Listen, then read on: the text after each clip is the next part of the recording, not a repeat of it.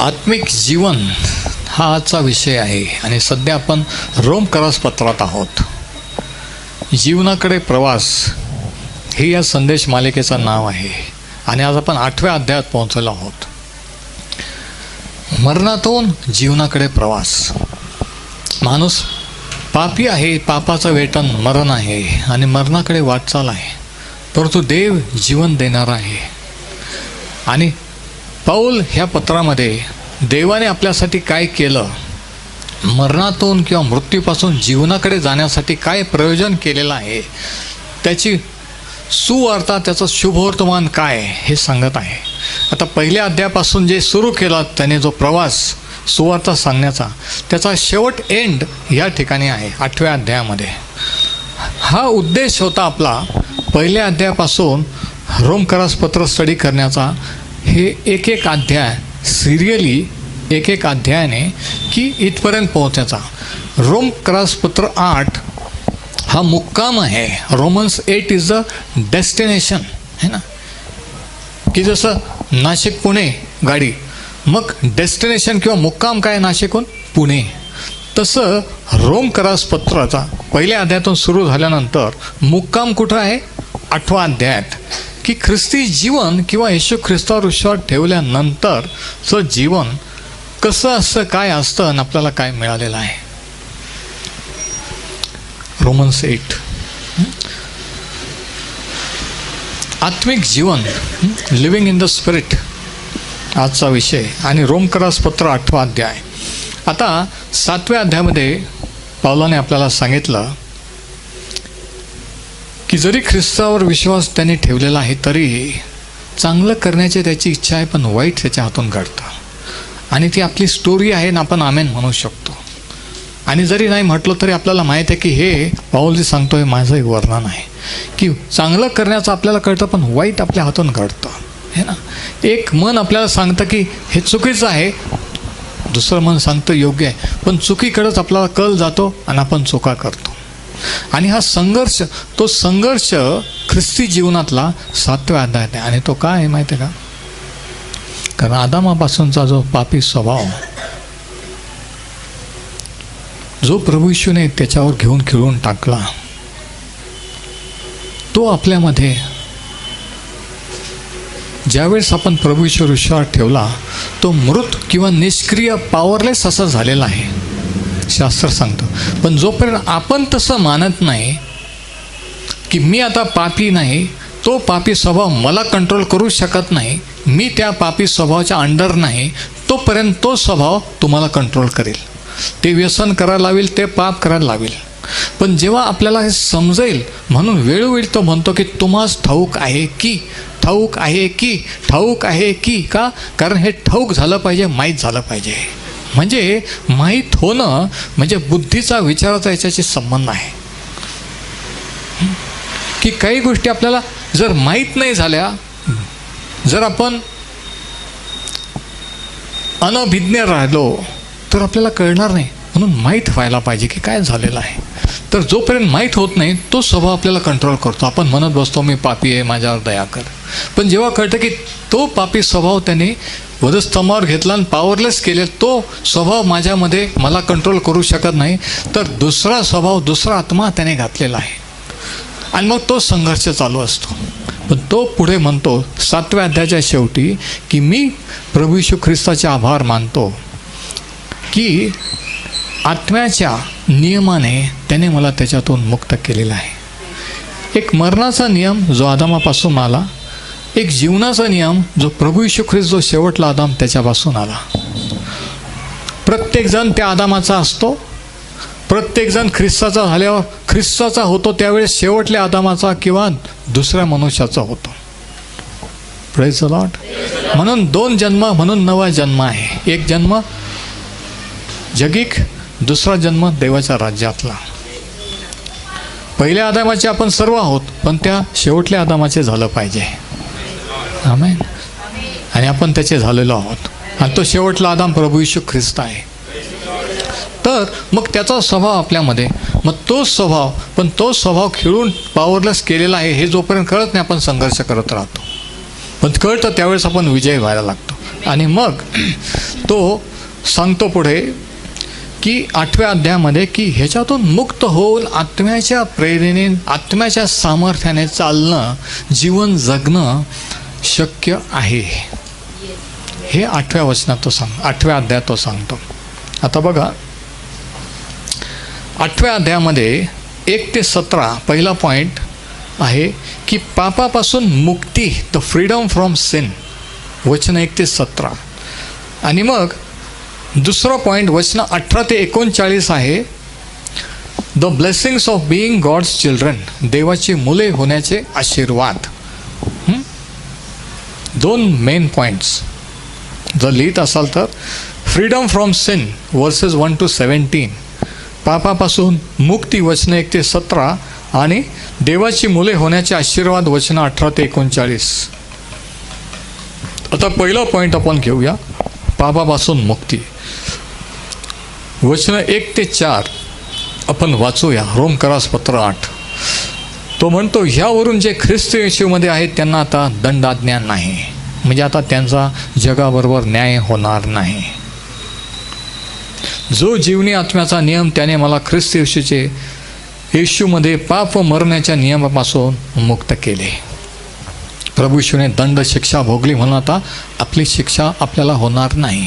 Praise the Lord. पहिली गोष्ट ही. दुसरी गोष्ट तो म्हणतो की आत्म्याच्या नियमाने मला मरणाच्या नियमापासून मुक्त केलेलं आहे. मी तुम्हाला सांगितलं गुरुत्वाकर्षणाचा एक नियम आहे, फोर्स ऑफ ग्रॅव्हिटी, की जे वर काही फेकलं तर ते खाली ओढतं. पण त्यालाही तोडणारा दुसरा एक नियम आहे की ज्याच्यावर विमानं चालतात, अंतराळयानं पृथ्वीच्या कक्षेतून बाहेर जातात. तो आहे लॉ ऑफ एरोडायनॅमिक्स. मग तो लॉ ऑफ एरोडायनॅमिक्स ज्याच्यावर विमानं अंतराळयानं चालतात, तो ह्या गुरुत्वाकर्षण नियमावर मात करून त्याला तोडून ते विमान वर उडतं आणि ते अंतराळयान पुढे जातं. पापाचा मरणाचा नियम आपल्याला पाप करायला लावतो, पण पवित्र आत्म्याचा नियम जो आत्मा देवाने दिला तो पापाचा नियम तोडून आपल्याला विजयी जीवन जगायला लावतो. तर तो नियम, तो पॉवर, तो आत्मा आपल्यामध्ये आहे हे आपल्याला माहीत झालं पाहिजे.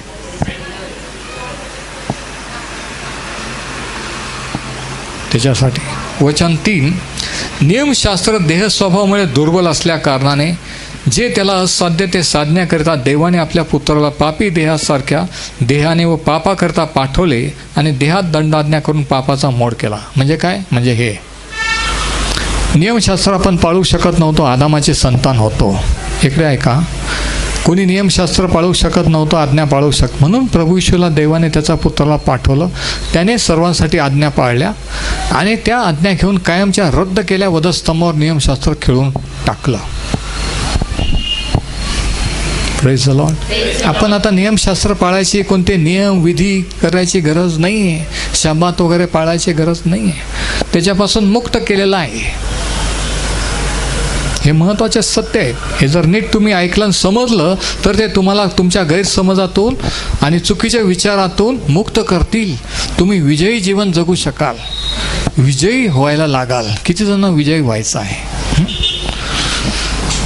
वचन 4, यासाठी की जे आपण देह स्वभावाप्रमाणे नाही तर आत्म्याने चालतो, आत्म्याप्रमाणे चालतो, ते आपणामध्ये नियमशास्त्रविहित आचरण पूर्णपणे व्हावे.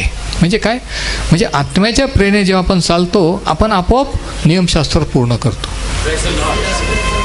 म्हणजे आपल्याला नियमशास्त्र परत पाठ करत बसायचे, ते करायची गरज नाही. तो म्हणतो आत्म्याच्या नियमाने चालल्यानंतर ते नियमशास्त्र आपोआप आपलं पूर्ण होतं. Praise the Lord. हा फरक कळला पाहिजे. आणि बऱ्याच लोकांना हा फरक माहीत नाही. जुन्या करारात आणि नव्या करारात काय फरक आहे. कोणी नवीन करारच खिशात घेऊन फिरतात, नवीन करारच वाचतात. कोणी म्हणतात की जुना करार तेव्हा संपला, त्यांच्यासाठी होता. कोणी म्हणतात की नाही, दोन्ही करार आपण पाळले पाहिजे. नुसताच नवा करार पाळला पाहिजे तेच चूक आहे, आणि दोन्ही पाळले पाहिजे तेच चूक आहे. पण मध्ये सत्य आहे, आणि तेच सत्य मी तुम्हाला सांगते की काय आहे, की जुना करार पाळला पाहिजे, पण पाळू शकत नसल्यामुळे प्रभू येशूने पाळला, कॅन्सल केला. आपल्याला आता आत्म्याच्या पवित्र आत्मा जो त्याने दिला तो आत्मा आपल्याला विजयी करून पुढे चालवतो. गुरुत्वाकर्षण खाली ओढतंय, पाप जगातला आपल्याला पापाकडे ओढतोय, पण आत्म्याचा नियम, देवाचा आत्मा आपल्याला त्याच्यावर मात करून पुढे नेतोय. तो विजयी करतोय परिस्थितीवर, सैतानी दुरात्म्यावर, प्रॉब्लेमवर. हालेलुया. तर पहिले 4 वचनात पहिला पॉईंट काय आहे की पापाच्या दंडापासून आपल्याला मुक्त केलेलं आहे. वचन 1 ते 4, freedom from the condemnation of sin. देवाने आपली क्षमा केली म्हणजे न्यायाच्या दिवशी दुसऱ्यांचा न्याय होईल, जगाचा होईल, पण देवाच्या लोकांचा आपला होणार नाही आहे, कारण आपली क्षमा झालेली आहे. आपल्यावरचे दोष आरोप कॅन्सल केलेले आहेत. न्यायाच्या दिवसाची आपल्याला भीती नाही पाहिजे, लोकांना भीती आहे. Praise the Lord. तर पहिली गोष्ट काय, पापाच्या दंडापासून मुक्ती.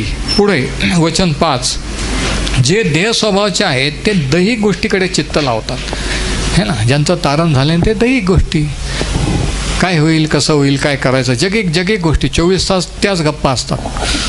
आणि जे आध्यात्मिक मार्गानुसारी आहेत ते आध्यात्मिक गोष्टीकडे चित्त लावतात. म्हणजे कोणाचं चित्त कसं आहे, कोण 24 तास काय बोलतं, याच्यावरून कोण देवाचं आहे नाही हे आपण ओळखू शकतो. Praise the Lord. देहाचे चिंतन मरण आहे, पण आत्म्याचे चिंतन हे जीवन व शांती आहे. मग दैहिक गोष्टी सारखं त्याचं विचार करणं, बोलणं, हे करणं हे काय मरण आहे. पण आत्म्याचे चिंतन, आत्मिक गोष्टीवर विचार करून, म्हणजे देवाने आपल्यासाठी काय दिलेलं आहे, आपल्याला काही मिळालेलं आहे आत्म्यामध्ये, आपण कोण झालेलो आहेत, ह्याच्यावर विचार केल्याने, मरण केल्याने आपण जीवनात विजयात चालू शकतो. पण हे समजू नये, ही सैतानाची इच्छा असते की आपण जसे जुनं होतो तसंच विचार करत राहावं, तेच बोलत राहावं आणि आपल्याला सत्य कळू नये, ही सैतानाची इच्छा असते. कारण जर कळलं तर आपण विजयाने जगायला लागू, विजय मिळवायला लागू. Praise the Lord. पण विजयी व्हावं ही त्याची इच्छा. मग तो काहीतरी प्रॉब्लेममध्ये, काही व्यसनामध्ये, काहीतरी वाईट सवयीमध्ये अडकून ठेवतो आणि तीच गोष्ट आपल्याला एखादी काळजी. देहाचे चिंतन मरण आहे पण. आणि मग वचन 7, कारण देहाचे चिंतन हे देवाबरोबर वैर आहे, दुश्मनी आहे. नुसतंच मरण नाही, सारखं जर दैहिक गोष्टी, सारख्या जर दैहिक साक्ष, सारख्या जर दैहिक गोष्टीचाच हे प्रार्थना, आत्मिक गोष्टी काय मिळालं काय नाही, हे काय आहे, देवाबरोबर वैर आहे. देहाचे चिंतन.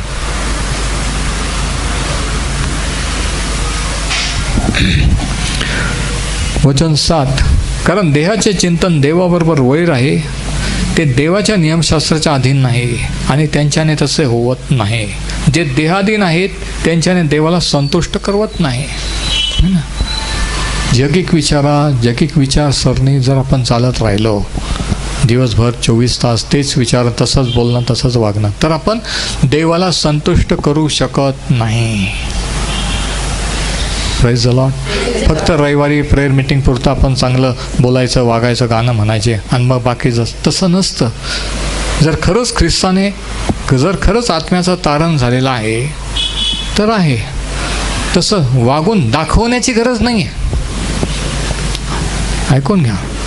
वागून दाखवण्याचा प्रयत्न करणं, आज्ञा पाळण्याचा प्रयत्न करणं, मी जे नाही ते आहे असं भासवण्याचा प्रयत्न करणं हा डुप्लिकेटपणा आहे. आणि सैतान अशाला घाबरत नाही. म्हणून जर आहे तर आपल्याला आपोआप दिसून येईल, जर नाही तर तसंच आपोआप दिसून येईल.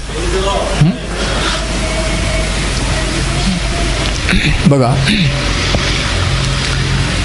जे देहाधीन आहेत ते त्यांच्याने देवाला संतुष्ट करू शकत नाही. आता याच्या अगोदर तो म्हणतो की आत्म्याचे 6 वचन, आत्म्याचे चिंतन जीवन व शांती आहे. म्हणजे जर आपण आपले विचार देवाच्या वचनानुसार जर केले, देवाचं वचन काय सांगतं ते जर आपण बोलू लागलो, तसा विचार करू लागलो, चुकीचे शब्द, चुकीचं बोलणं आवरलं, नेगेटिव्ह टॉक, नकारात्मक लोकांची संगत सोडली, अविश्वासी लोक जे नेहमी डाऊट करतात, मग खरंच तुम्हाला वाटतं का असं, मग खरंच देव, अशा लोकांना दूर ठेवलं तर काय होईल. 6व्या वचनात सांगितलं की आपण आत्म्याचे चिंतन जीवन व शांती आहे, है ना. म्हणजे आपण जीवन आणि शांतीचा अनुभव घेऊ. म्हणजे आत्मिक दृष्टीने विचार करणे. जेव्हा आपण रोज शास्त्र वाचन का करायचं, मनन का करायचं? आपले विचार, आपली थिंकिंग हे बदलण्यासाठी. जेव्हा आपले विचार हे देवाच्या वचनानुसार येतात, होतात, त्यावेळेस गोष्टी घडायला लागतात, त्यावेळेस काहीतरी घडायला लागतं. जोपर्यंत आपले विचार वेगळे, शास्त्र सांगतं वेगळं, आणि जोपर्यंत आपण म्हणतो नाही पण असं का, नाही पण ते तसं का, म्हणजे तुमचे विचार देवाच्या विचाराशी जुळलेले नाही आहेत. म्हणून ख्रिस्ती जीवन काय आहे खरं, की आपले विचार देवाच्या विचाराशी जुळणे. आणि ते कसे जुळतात? त्याच्या वचनावर विचार केल्याने, मनन केल्याने. 2 मिनटं 3 मिनटं शास्त्र वाचल्यावर विचार जुळतील का? नाही. दिवसभर सिरियल पाहत बसल्यावर देवाचे विचार आपल्याला समजतील का? नाही. ही प्रोसेस आहे. कोणता प्रोग्राम आपल्या लहानपणापासून आपल्या डोक्यात प्रोग्राम फिट केलेला आहे. कोणी संशय असतं, कोणी भांडखोर असतं, कोणी कसं असतं. पण मग तारण झाल्यानंतर आत्मा बदलतो. ऐकून घ्या, आत्म्यातून नवीन होतो, पण विचारसरणी ही लगेच बदलत नाही एका रात्रीतून. 20-20 वर्षापासून देवाकडे वळलेले लोक असतात, पण त्यांचे विचार तसेच असतात, त्यांचे डाऊट त्याच असतात. का? आत्म्याचं तारण झालं आहे, पण मनाचं नाही. मन विचार बदलले, पण मनाचे विचार. म्हणून रोमकरास 12 तो म्हणतो की ह्या युगाशी समरूप होऊ नका, तर आपल्या मनाच्या नवीकरणाने. मनाच्या नवीकरणाने. तर मनाचं नवीकरण होणं हे गरजेचं आहे, आणि ते नवीकरण वचनाने होतं. बायबल नाही वाचलं तर काय होतं? हे होतं की मनाचं नवीकरण होत नाही, वचन समजत नाही, आणि आशीर्वादात तुम्ही चालू शकत नाही. प्रॉब्लेम हे आयुष्यभर प्रॉब्लेमच राहतील. पण मनाचं नवीकरण झालं, सत्य जर समजलं, सत्यात वाढत गेलं, तर देवाच्या विचाराशी विचार जोडल्यानंतर आपण विजयी जीवन जगू लागतो. हे आहे ते. तर दुसरी गोष्ट काय आहे की आपण आनंदाने शांती याचा अनुभव घेतो जर मनाचं नवीनकरण झालं. तिसरी गोष्ट अशी, 9व्या वचनापासून तो काय म्हणतो बघा. परंतु जर देवाचा आत्मा तुमच्यामध्ये वास करतो, तर तुम्ही देहाच्या आधी नाही तर आत्म्याच्या अधीन आहात. तो म्हणतो तुम्ही ख्रिस्ताचे झालेले आहे, म्हणजे देवाचा आत्मा तुमच्यामध्ये आहे. मग तुम्ही देहाच्या अधीन राहायची गरज नाही, आत्म्याच्या अधीन आहात.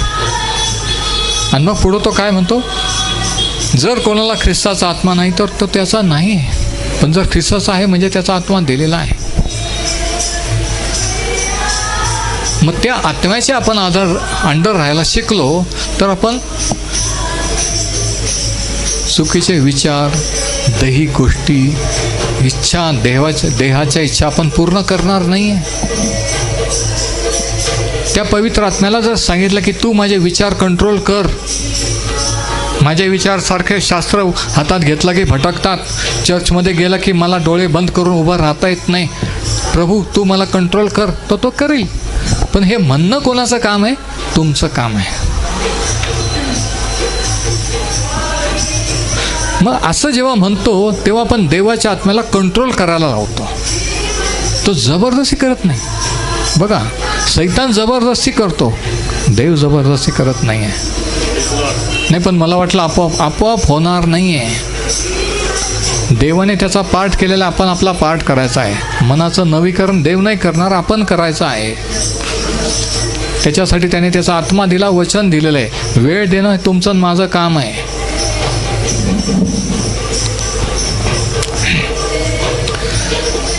तर तो म्हणतो वचन 10, जर ख्रिस्त तुमच्यामध्ये आहे तर पापामुळे शरीर जरी मेलेले आहे तरी नीतिमत्वामुळे आत्मा जिवंत आहे.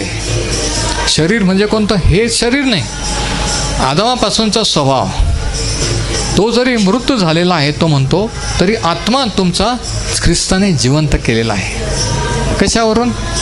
चर्चला नाही गेलं तर चुकल्यासारखं वाटतं. लोकांना नाही वाटत, तुम्हाला वाटतं का? कारण आत्मा जिवंत केलेला आहे. प्रार्थना नाही केली, शास्त्र नाही केले तर चुकल्यासारखं दुसऱ्याला नाही वाटतं, तुम्हाला वाटतं का? कारण ख्रिस्ताचा आत्मा आतमध्ये आहे म्हणून वाटतं. हा फरक त्यांच्यात आणि आपल्यामध्ये आहे. Praise the Lord. तर तो म्हणतो वचन 10, ख्रिस्त तुम्हामध्ये जर आहे तर पापामुळे जुना स्वभाव मृत्यू झालेला आहे, पण नीतिमत्वामुळे आत्मा जिवंत झालेला आहे. तुमचा आत्मा जिवंत झालेला आहे, लक्षात ठेवा. काही वेळेस प्रेस वर्शिपमध्ये रविवारचं आपण जिवंत होतो, उत्तेजित होतो, एक्सायटेड होतात आणि मग परत काय होतं, परत जैसे थे होतं.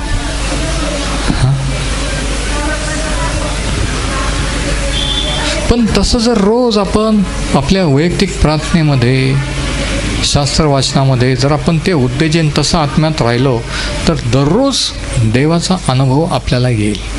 आपल्या कामात, परिस्थितीत कोणत्याही. मी 34 वर्ष 8 महिने सरकारी नोकरी जबाबदारीच्या पोस्टवर केली. पहिली सुरुवात स्टेट लेवलहून झाली, नंतर रिजनल लेवल, नंतर डिस्ट्रिक्ट लेवल. आणि मी हे अनुभवलेलं आहे. मी काही थिअरी सांगत नाही, मी प्रॅक्टिकल सांगतो आहे की जर ठरवलं, देवाच्या वचनाप्रमाणे केलं तर काहीही होऊ शकतं. पण जर आळशीपणा केला, आणि आळशीपणाबद्दल आपण वचन पाहिलेलं आहे, तर मग त्याला आपण जबाबदार आहोत. आपण जर त्या वतनाच्या देशात जर पोहोचले नाही मरेपर्यंत आणि भटकत राहिले तर त्याला तुम्ही जबाबदार, देव नाही. देवाची इच्छा होती त्यांना न्यावं, पण ते भटकत राहिले. तसं तुम्ही जर भटकत आहात तर त्याला तुम्ही जबाबदार आहे, सैतान नाही, देव नाही. लक्षात घ्या. तर ह्या ठिकाणी आत्मिक जीवन कसं जगावं हा विषय चाललेला आहे. तो म्हणतो जर ख्रिस्त तुम्हामध्ये आहे तर पापामुळे शरीर मेलेले आहे तरी आत्मा जिवंत आहे. आणि मग वचन 11, आता हे फार महत्त्वाचं प्रगटीकरण. 11 वचन बघा. ज्याने येशूला मेलेल्यातून उठविले, आणि कोणी उठवले? कोणी उठवले? प्रभू येशूला. ज्याने येशूला मेलेल्यातून उठविले त्याचा आत्मा जर तुमच्यामध्ये वास करतो किंवा राहतो, तर ज्याने ख्रिस्ताला मेलेल्यातून उठविले तो तुमच्यामध्ये राहणाऱ्या आपल्या आत्म्याने तुमचे मर्त्य शरीरे जिवंत करेल. म्हणजे काय? म्हणजे हे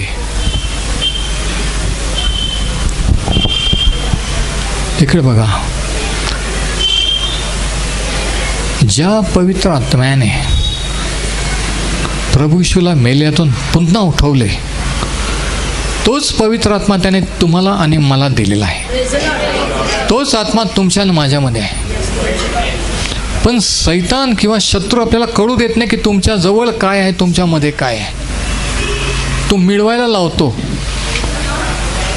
जे मिळालेलं आहे तो मिळवायला लावतो. तर तो म्हणतो की तो आत्मा ज्याने ख्रिस्ताला जिवंत केले तो जर तुमच्यामध्ये आहे तर तो तुमचे मर्त्य शरीरे जिवंत करेल. आता याचे 2 अर्थ आहेत, ऐकून घ्या. ह्याचे 2 अर्थ आहेत. मर्त्य शरीर जिवंत करेल म्हणजे आपल्याला जरी मरण आलं तरी तो आत्मा जर आपल्यामध्ये आपण ख्रिस्ताचे आहोत तर एक दिवशी आपलं पुनरुत्थान होईल, जिवंत करेल. आणि दुसरा अर्थ, जे नेहमी घडी आजारी आहेत आणि आत्ता सध्या आजार आहेत त्यांनी नीट ऐका. तो पवित्र आत्मा जर मेलेल्यातून जिवंत करू शकतो तर तुमच्या शरीरातला कोणताही रोग आजार बरा करू शकतो की नाही. तुमचा विश्वास पाहिजे की मी जर ख्रिस्ताची आहे, मी जर ख्रिस्ताचा आहे, तो जर मला एक दिवशी मेल्यातून उठवणार आहे तर ह्या आजार त्याच्या दृष्टीने काय आहे, हे दुखणं काय आहे, तो मला बरं करील. तो तुमचे मर्त्य शरीर जिवंत करील. आमेन म्हणा कोणीतरी. जे आजारी आहेत, दुखणे करी, ट्रीटमेंट घेत आहे, त्यांनी आमेन म्हणायचं आहे अशा वेळेस की तो आत्मा जर तुमच्यामध्ये आहे तर तो तुमचे मर्त्य शरीर जिवंत करेल.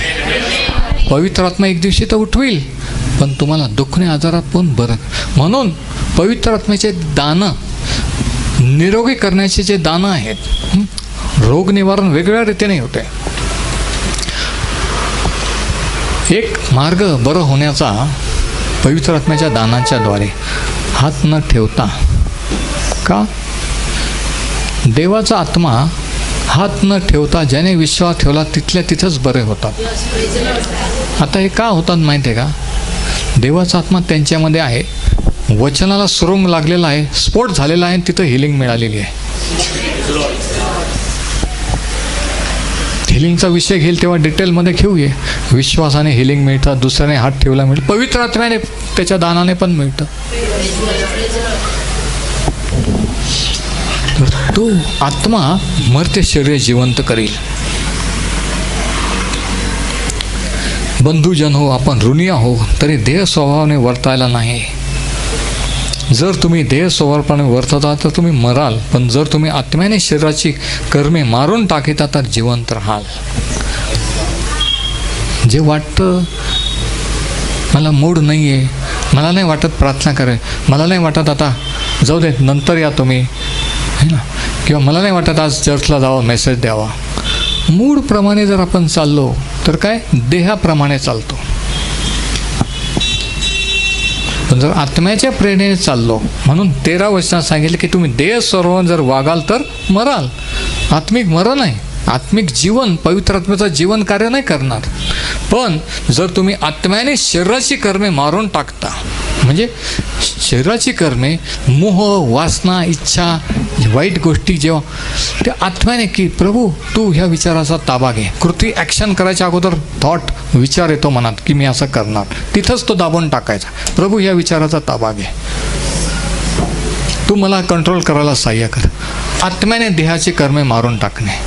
कोणीतरी काहीतरी ऑफर केली की एवढे पैसे टाकले तर एवढे होतील, प्रभू तू मला सावर, तू माझ्या मोहाच्या मोहावर मला विजयी कर, है ना. शत्रूचं हे जाळं जे ट्रॅप टाकलेलं आहे, है ना, त्याच्यातून मला आवर. आत्म्याने शरीरावर विजय मिळवणे. तो आत्मा हे इनबिल्ट इन्स्ट्रुमेंट, इनबिल्ट म्हणजे जसं त्या विमानामध्ये जसं ब्लॅक बॉक्स किंवा एखादं इन्स्ट्रुमेंट, तसं देवाने त्याचा पवित्र आत्मा आतमध्ये ठेवलेला आहे. ते उपकरण आतमध्ये आहे, तो आत्मा आपल्या आतमध्ये आहे, तो तुमच्यामध्ये आहे. किती जणांना खरं वाटतं तो तुमच्यामध्ये आहे? मी तुमच्याशी बोलत आहे, तो तुमच्यामध्ये आहे. हे जर तुम्ही विश्वास ठेवला, हे जर खरं वाटलं तर शारीरिक आरोग्य पण मिळेल आणि देहाच्या कर्मावर, दैहिक स्वभावावर, जगी गोष्टीवर तुम्हाला तो विजय मिळवून देईल. आता मला हे सांगा, ख्रिस्ती जीवन काही नियम पाळणं आहे का? हे करायचं आणि ते करायचं नाही आहे की आम्ही हे करतो, नाही. ते लाईफ आहे. प्रभू येशू जीवन देणारा आहे. जेव्हा आपण त्याला स्वीकारतो तेव्हा जीवन स्वीकारतो. आणि मग ते जे जीवन आपल्याला मिळाले आपल्या आत्म्यामध्ये, ते जीवन बाहेर जगायचं आहे. आणि ते कसं जगायचं हे वचनातून आपल्याला सांगितलेलं आहे. Praise the Lord. ते जीवन ऑलरेडी आहे. आणि ते जीवन जगण्यासाठी लागणारा पॉवर आणि सामर्थ्य देणारा पवित्र आत्मा आपल्यामध्ये आहे, तुमच्यामध्ये आहे. पण तुम्ही म्हणता, सैतान सांगतो नाही रे, तू नाही, तुझं लाईफ बघ किती खराब, किती बेकार होतं, तुला काही येतं का, शास्त्र कधी वाचते का, तू नाही विजयी होणार. आणि मग तुम्हाला मला ते खरं वाटतं. आपण म्हणतो नाही ते माझ्यासाठी नाही, ते ब्रदरसाठी, दुसऱ्यांसाठी आहे. पण तुम्हाला जे वाटेल की नाही, तोच आत्मा देवाने मला दिला, तोच पवित्र आत्मा देवाने मला दिलेला आहे, तो मला विजय मिळवून देईल, तेव्हा त्या व्यसनावर, त्या पापावर तुम्ही विजयी व्हाल. तेव्हा जेव्हा तुम्हाला खरं वाटेल, तुम्ही विश्वास ठेवाल तेव्हा. बघा, एक ट्रिक सैतानाची अशी की दुसऱ्यासाठी आपण सहज विश्वास ठेवतो पण स्वतःसाठी नाही. किती जण समजलं मी काय बोललो ते? दुसऱ्यांसाठी विश्वास ठेवणं सोपं आहे. ह्याच्यासाठी प्रार्थना करा, तिच्यासाठी करा, अरे पण तुमच्यासाठी काय? नाही, मला नाही वाटत मला मिळेल, त्यांच्यासाठी त्यांना झालं. बघा, जो विश्वास दुसऱ्यांसाठी धरता तो स्वतःसाठी धरायचा असतो. नाही समजलं? जो विश्वास तुम्ही दुसऱ्यांसाठी धरता की तुम्ही प्रार्थना केली किंवा हे केलं तर देव त्यांच्यासाठी कार्य, तोच जर स्वतःसाठी धरला तर आजपासून तुमचं जीवन बदलेल. पुढच्या रविवारपासून धडाधड तुम्ही येऊन साक्ष देत राहाल. मी तुम्हाला सांगतो, 8वा अध्याय ह्याच्याबद्दल आहे की आपण त्या प्रवासाच्या मुक्कामी पोहोचलेलो आहोत. 8वा अध्याय ते डेस्टिनेशन आहे की जी सुवार्ता, मृत्यूकडे चाललेला माणूस, हे देवाने काय केलं, सुवार्ता येशू ख्रिस्ताने काय केलं ते मिळवल्यानंतर, विश्वास ठेवल्यावर, नीतिमत्व मिळवलं, जीवन मिळवल्यानंतर, त्या संघर्षावर विजयानंतर आपण त्या जीवनात त्या आत्म्याच्या प्रेरणेने कसं चालू शकतो हे इथं आहे. जितकांना देवाचा आत्मा चालवतो, वचन 14, तितके देवाचे पुत्र आहेत. आत्म्याच्या प्रेरणेने चालणे.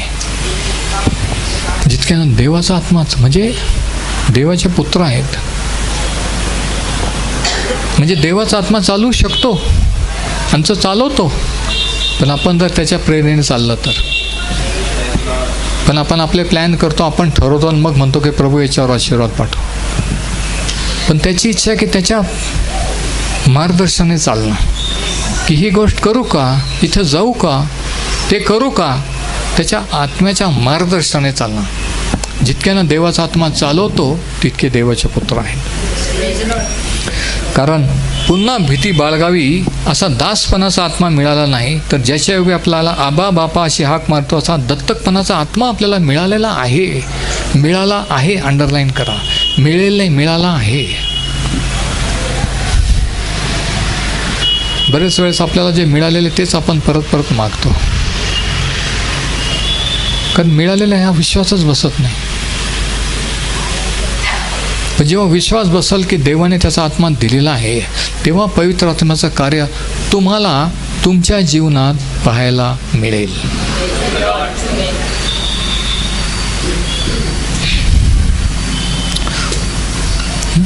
आबा बापा अशी हाक मारतो असा दत्तकपणाचा आत्मा, म्हणजे तो आत्मा मिळाला की आपण देवाला परमेश्वर देव वगैरे नाही म्हणत, त्याला बापा असं म्हणतो. काही जणांच्या प्रार्थना मी ऐकल्यात, ते देवाला बाप किंवा पिता म्हणतच नाहीत. पण शास्त्र सांगतं की जे देवाचे, ज्यांना ख्रिस्ताचा आत्मा मिळाला ते देवाला बाप किंवा पिता म्हणू शकतात. तेच म्हणू शकतात, दुसरे नाही. Praise the Lord. तो आत्मा, वचन 16, स्वतः आपल्या आत्म्याबरोबर साक्ष देतो की आपण देवाची लेकरे आहोत. त्या आत्म्याने खात्री होते. किती जणांची खात्रीच होत नाही. मग जेव्हा खात्री होत नाही, खरं वाटत नाही, तेव्हा चेक करायचं की खरंच मी देवाकडे, खरंच मी प्रभू येशू ख्रिस्ताकडे वळलेलो आहे का? खरंच मी पूर्ण समर्पण करून पूर्ण विश्वास ठेवलेला आहे का? जर आहे तर देव त्याचा आत्मा देईल. आणि आत्मा जर दिला, तो आत्मा मनातून खात्री करून देईल की जरी माझ्याकडून पापं घडतात, चुका घडतात, तरी मी देवाचा आहे, मी देवाची आहे. काही झालं तरी तो मला सोडणार नाही आहे. तो आत्मा खात्री देतो. जेव्हा सैतान येऊन, प्रॉब्लेम येऊन आपल्या डोक्यात आपल्याला हलवण्याचा प्रयत्न करतो, तो पवित्र आत्मा आपल्याला खात्री देतो. बघा वचन 17, आणि जर लेकरं तर अर्थात वारिसही आहोत, म्हणजे देवाचे वारिस, ख्रिस्ताबरोबर एकत्र राहतील वारिस असे आहोत. आपण त्याच्याबरोबर वैभव भोगावे म्हणून त्याच्यासाठी दुःख भोगले तर आपण वारिस आहोत. तर बघा, पहिला आशीर्वाद काय आहे? पापाच्या दंडापासून मुक्ती. दुसरा आशीर्वाद काय आहे? की आपण जीवन आणि शांती अनुभवू शकतो, वचन 5 ते 8. आणि तिसरा आशीर्वाद काय आहे? की वचन 9 ते 17, की पवित्र आत्म्याच्या सामर्थ्याने आपण देहावर, शरीरावर आणि जगातील गोष्टीवर विजय मिळवू शकतो. ह्या 3 गोष्टी, फ्रीडम, पापापासून मुक्ती, कशाने? त्याच्या आत्म्याने. आणि मग पुढे 18 वचन, तर मग आपल्यासाठी जे गौरव प्रगट होणार आहे त्याच्या पुढे सांप्रत काळाचे दुःखे काहीच नाहीत. 18 ते 39 मध्ये तो आशीर्वाद सांगतो, कोणते कोणते आशीर्वाद आहे. पहिला आशीर्वाद हा आहे की ह्या जगातले जे प्रॉब्लेम, दुःख, संकट, हे तो म्हणतो ज्या प्रमाणात त्याने पुढच्या युगात, येणाऱ्या युगात, ह्या नंतरच्या लाईफमध्ये ठेवलेलं आहे, त्याच्या मनाने काहीच नाही आहे.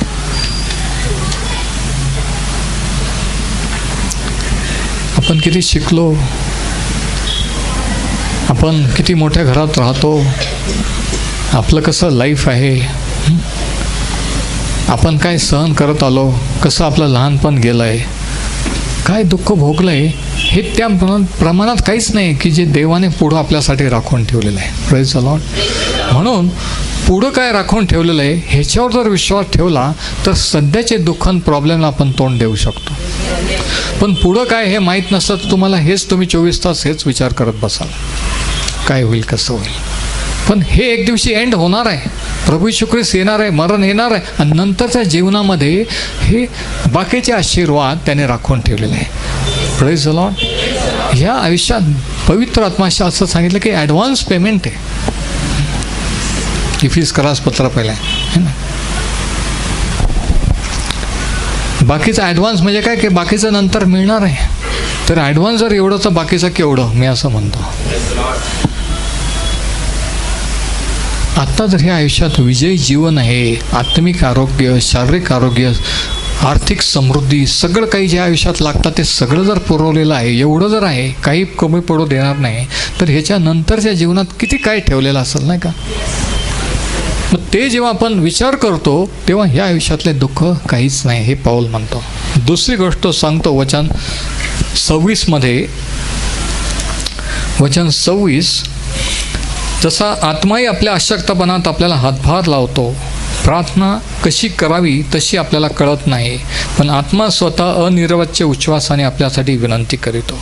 म्हणजे पवित्र आत्मा जो आहे तो आपल्याला सांत्वन करतो, दिलासा देतो, धीर देतो आणि आपल्या वतीने प्रार्थना करतो. बघा, अनिर्वाच्य कशी प्रार्थना करायची समजत नाही, अनिर्वाच्य उच्छ्वासाने आपल्यासाठी विनंती करतो. आत्म्याच्या प्रेरणे खोल आपण आपोआप त्या अन्य भाषा, आपोआप आपण वेगळ्या भाषेत आपोआप बोलायला लागतो. म्हणजे देवाचा पवित्र आत्मा जेव्हा टोटल कंप्लीट कंट्रोल घेतो आपल्या विचारांचा, आपल्या शरीराचा, मुखाचा, त्यावेळेस तो आपल्या मधून प्रार्थना करायला लागतो.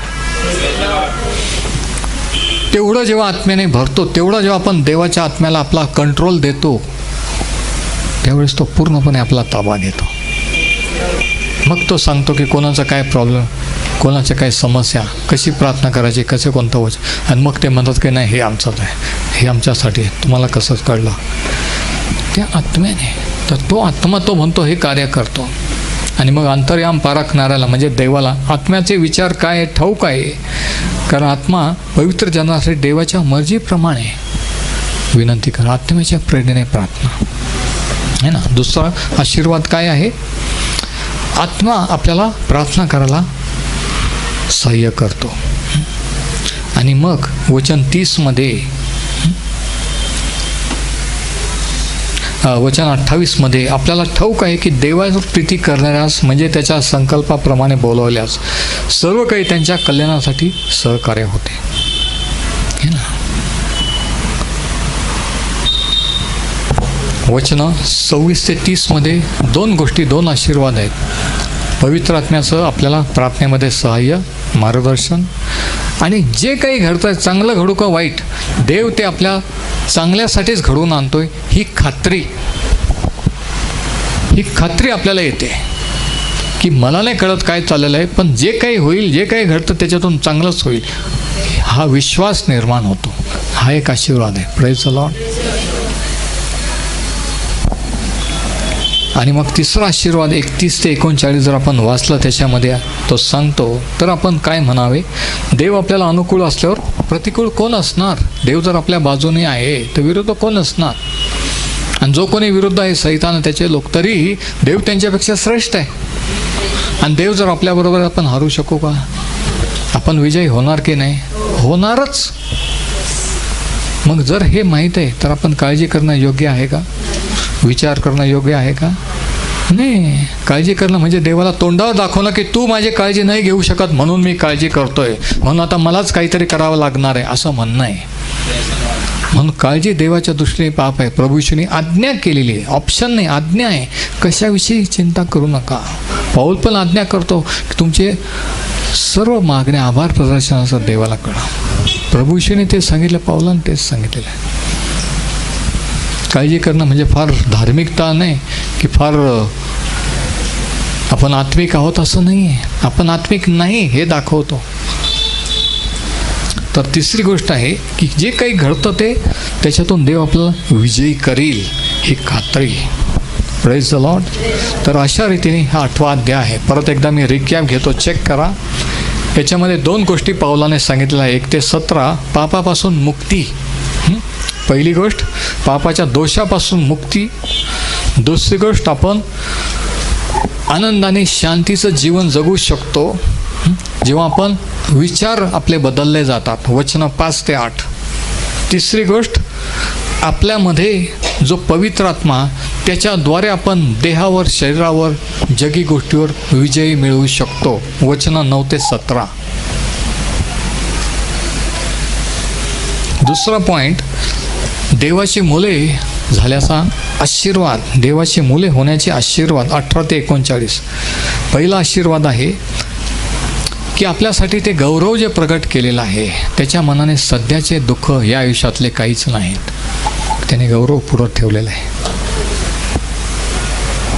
दुसरा आशीर्वाद हा की आपल्याला हे सौभाग्य आहे की देवाने त्याचा पवित्र आत्मा आपल्यामध्ये दिलेला आहे. जुन्या करात तो उतरून येत होता, देवाचं तेज उतरून येत होतं आणि परत जात होतं, पण आता ते आपल्यामध्ये आहे. तो आत्मा आपल्यामध्ये आहे. तो आपल्याला खात्री देतो, आपल्यासाठी विनंती करतो. Praise the Lord.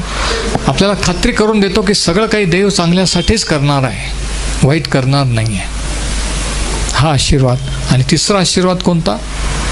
की देवाच्या प्रीतीपासून आपल्याला कोणतीही गोष्ट विभक्त करू शकणार नाही.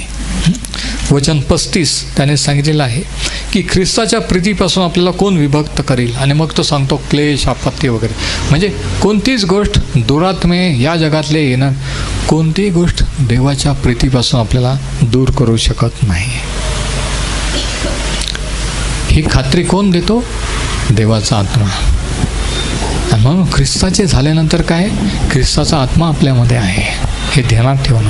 आणि तो आत्मा आपल्याला का दिलेला आहे, तो काय करतो, हे ह्या अध्यायात सांगितलेलं आहे. परत एकदा संदेश ऐका, परत एकदा तो अध्याय वाचा आणि ह्याप्रमाणे आत्म्याच्या प्रेरणेने चाला. परमेश्वर हे वचन आशीर्वादित करो. Praise the Lord.